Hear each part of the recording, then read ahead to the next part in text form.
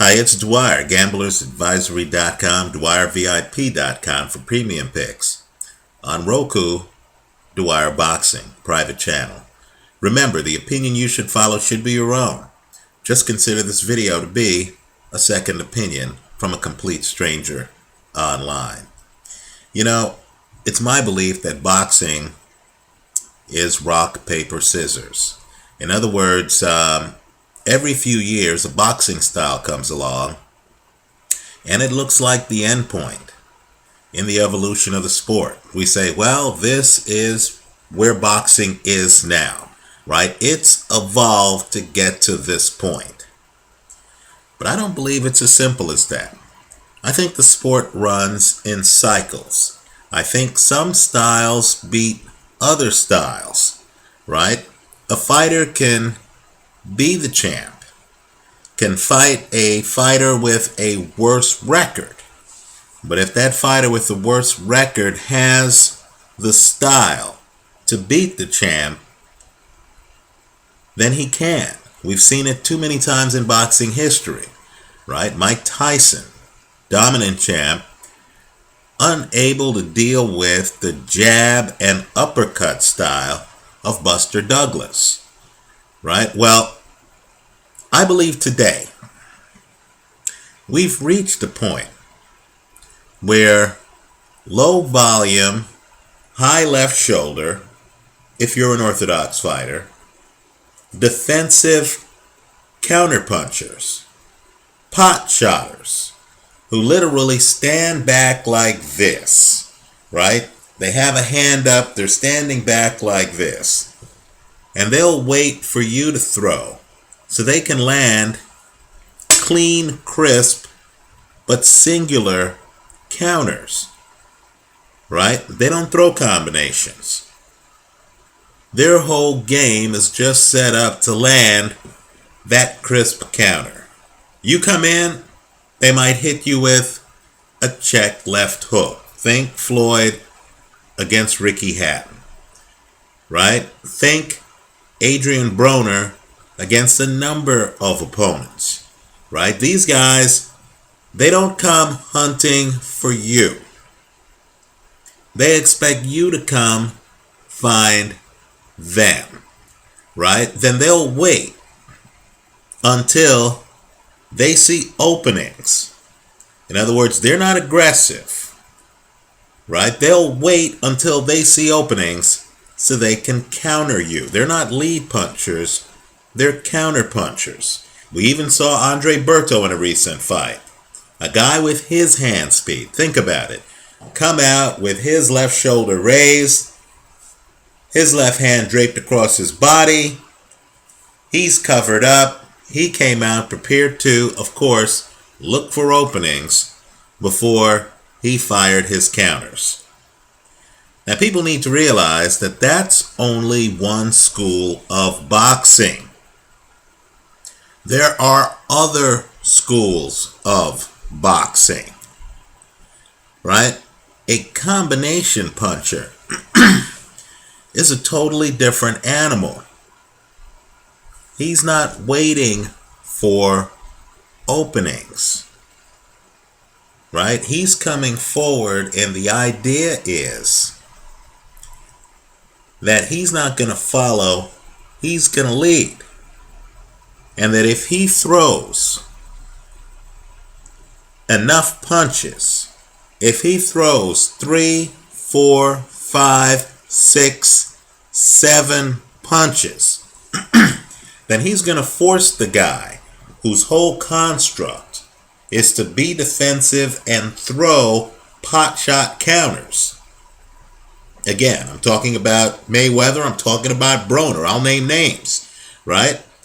He's going to force a guy like that to literally have to try to block so many punches that he can't block them all. And if the combination fighter is throwing creative combinations, then what you're going to find is that combination fighter can literally come forward.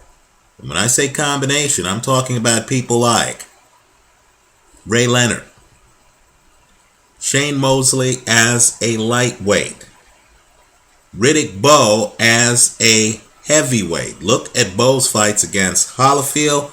Look at Bowe's fight against Jesse Ferguson. Right? These are guys coming in, throwing the kitchen sink. They'll overwhelm a pot-shotting defensive fighter, because that defensive fighter might block 2 punches.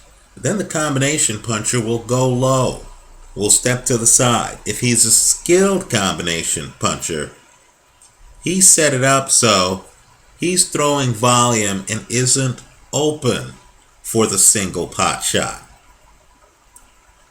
If you want to see a fight that exemplifies what I'm talking about, you need to look at this Daniel Geale versus Anthony Mundine fight.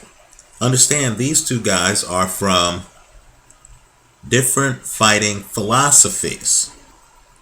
Mundine mirrors Floyd Mayweather and Adrien Broner. He actually didn't fight that bad a fight.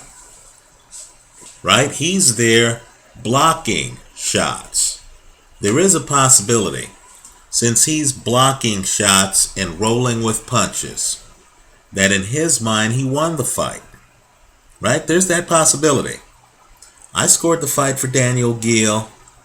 I believe most ringside people saw that Geale just had too much hand speed and too much volume, and was able to dictate the pace of the fight. I thought Geale won the fight by a few rounds. But understand, what these guys are doing is totally different. Mundine is laying back, looking for openings. Right? Even when Mundine steps forward, he's looking for openings. Daniel Geale, Mundine really, in basketball terms, let's think about it this way. He's playing a half-court game. Right? He wants you to come in. If you throw and he rolls with the punch, and the punch bounces off a shoulder or his forearm, right? Mundine wants to come back with a crisp counter. Right? Mundine also wants to fake you out. Use feints. Pretend that he's going to throw something, have you cover up, and then he comes back with a punch. Right? In other words, he's trying to fake you into creating openings. Right? Put another way, Mundine is waiting for openings before he throws punches. Right? Daniel Geale is different. Daniel Geale is a combination puncher. So he's coming in. Let's say Mundine is all defensed up. Daniel Geale comes in throwing jabs. Not a lone jab. He's throwing double and triple jabs. Right? In other words, he's, throwing punches. Then, of course, as Mundine moves to block the jab, Geale, who hovers, right? He's the opposite of Kimbo Slice. Kimbo Slice is right here. Daniel Geale is hovering. Daniel Geale will then drop a shoulder, start throwing punches to the body. Daniel Geale will, off the jab, start throwing hooks. In other words, he's literally trying to overwhelm you. You block the first 2 punches, you don't block the rest of the combination. Right? You're too busy blocking his punches to plan your own assault. Right? And of course, Geale is so adept at it that Geale can actually be the aggressor. Right? While he's hovering, he's actually the one initiating the contact. If there's a style out there that can beat the Broner Mayweather style, I believe it's this style. Right? It's guys with jabs. It's guys with volume. Understand, counterpunchers really have to be highly developed.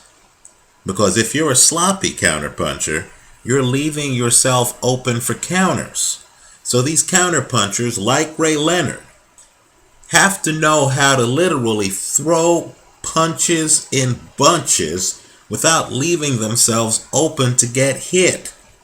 So these counterpunchers typically have, in Ray Leonard's case, a lot of elusive upper body movement. Really, some of the best upper body movement I've seen in the entire time I've followed boxing. Or like Daniel Geale, and Geale's not that tall. He was shorter than Mundine. They have to have their hands up to where, as he's throwing a jab, it's hard to find him. In other words, his head is tucked behind his hand. And as he throws a jab and you're blocking the jab looking for him, he's hiding his head behind his hand, and then he's able to throw hooks with his head low out of your punch trajectory. I thought Geale fought a masterful fight. Let me say this too. I thought Mundine was fighting two men in the fight. Geale and the referee. Now, I love Robert Byrd. I think the reports are wrong. I don't think Mundine was trying to elbow Daniel Geale. What Mundine was trying to do is what defensive fighters do. He's trying to set up angles. He's trying to force Geale into certain positions. So, is it elbowing an opponent if, when I'm in my defensive stance, I stick my hand out, like Mundine did, before Geale even comes close to me? That's not an elbow. That's a defensive stance, right? It's only an elbow if I try to hit Geale with the elbow or with the forearm. What this really is just a guardrail. Floyd Mayweather uses it all the time. So as Geale comes in, he can't set up shop right here because my hand's in the way, right? The person initiating contact with Mundine's forearm is Geale. It's not Mundine. Let me go one step further. Understand, Mundine's an excellent defensive fighter, right? He really is a master. So, when Daniel Geale comes in, Mundine doesn't want to drop out of his defensive shell. He has his hands up, right? Geale is right here, throwing a high volume of punches. Mundine wants to create space, but doesn't want to move his hands, because if he does that, he leaves himself open. So what does he do? He does what a lot of guys do, right? He tries to use his upper body, he tries to use his head and shoulders to literally push Geale off of him. That's not a headbutt. I know it's a fine line, but it's not a headbutt. A headbutt is when I try to swing my head to hit your head to actually hurt you. When a fighter doesn't want to lose his defensive stance and you're up on him, you see it all the time. Fighters lean forward and just kind of like push you with their upper body, right? Sometimes if you're really close and you have your head right here as you're throwing jabs, a fighter will put his head on yours and try to, with his upper body, push you back. That's what Mundine was doing. That's not cheating. That's high skills. I thought Robert Byrd's repeated warnings of Anthony Mundine were a bit excessive. In my opinion, what the fight came down to, what beat Mundine, is the fact that, and I know it's counterintuitive to what's been reported in the press, but it's the fact that Daniel Geale had a style where he didn't have to wait on Mundine. Mundine had to wait on him. Daniel Geale's the aggressor. Mundine is the one on the defensive, right? Daniel Geale has the faster hand speed. Understand, Geale's throwing combinations. His hands look faster. I know Mundine thinks he has the faster hand speed. Mundine's definition of hand speed is the speed at which he can counter. But because Geale is so active and so high volume, right? Mundine's counters, even his good ones, got lost in the exchange of punches, right? What we had was a younger, faster guy throwing more punches, putting Mundine on the defensive for much of the fight, right? Mundine, like Floyd and like Adrien Broner, would do better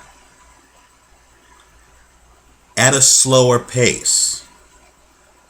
What combination punchers like Daniel Geale force the Mundines of the world to do is to fight at a pace that's too fast for them, right? Mundine would like to block one punch and then come back with a well-placed counter, right? Or block a punch, fake, have you covered up so there's an opening and he can come back with a well-placed counter.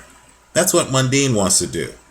What he doesn't want to do is to have you come inside, he blocks your first three punches, your fourth punch is a hook to his rib cage, your fifth punch is a hook up top. By the time he, digests the two punches, you've taken a step back and reset the angle. So let me just say this. I believe we're entering a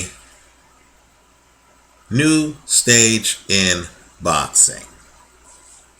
Adrien Broner, apart from the last round with Vicente Escovedo, after, of course, he had softened up Escovedo, right? Adrien Broner looks so low volume to me. Just look at the CompuBox for his fight against Daniel Ponce Leon.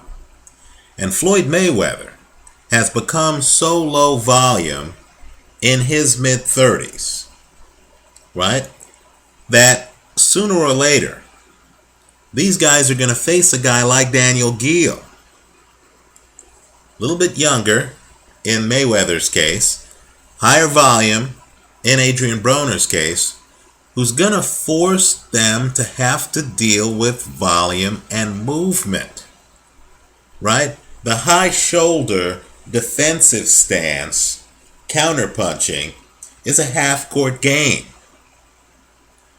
right?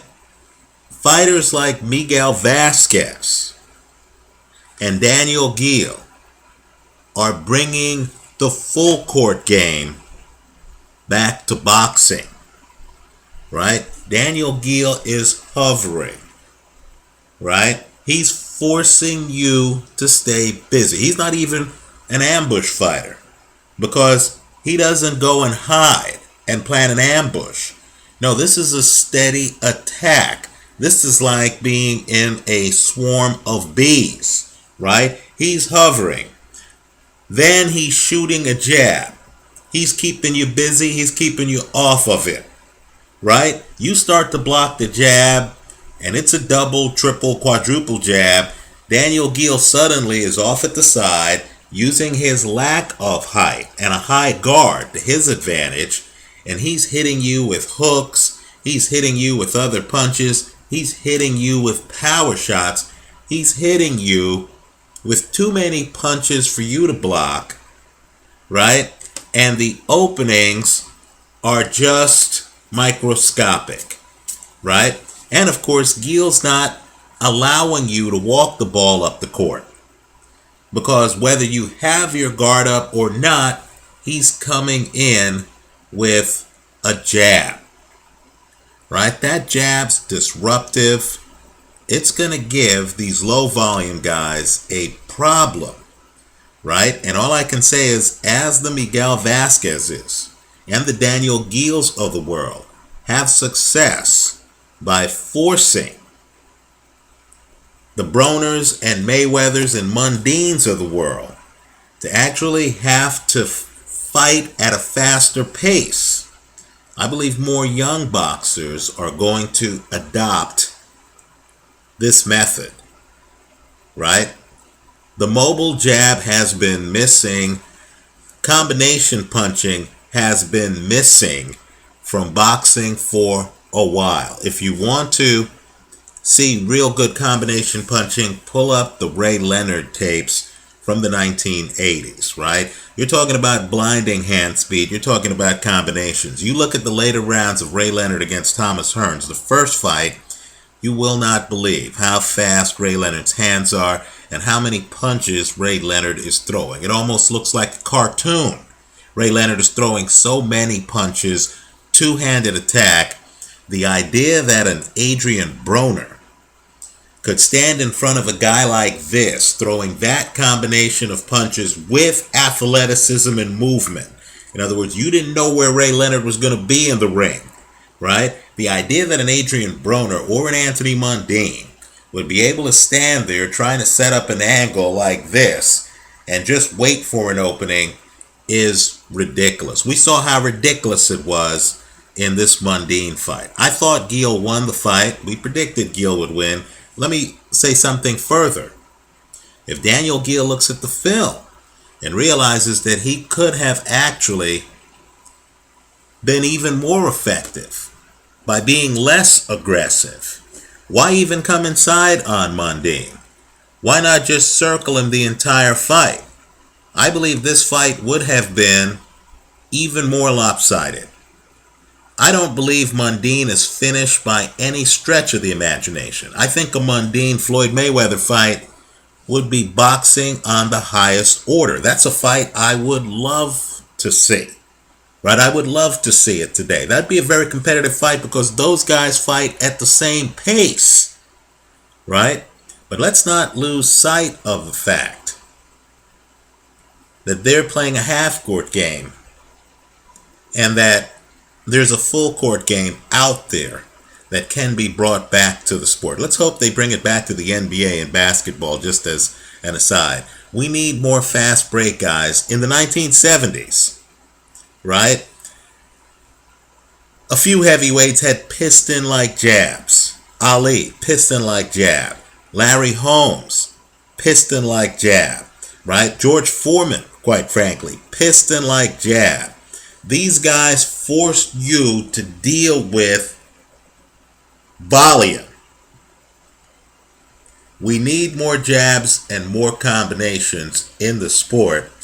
Daniel Geale brought a fast pace, fast break game to Anthony Mundine, and Mundine simply could not keep up. Mundine's a defensive master, but he could not handle the volume or energy level of the younger man. Let me hear from you. Thanks for watching.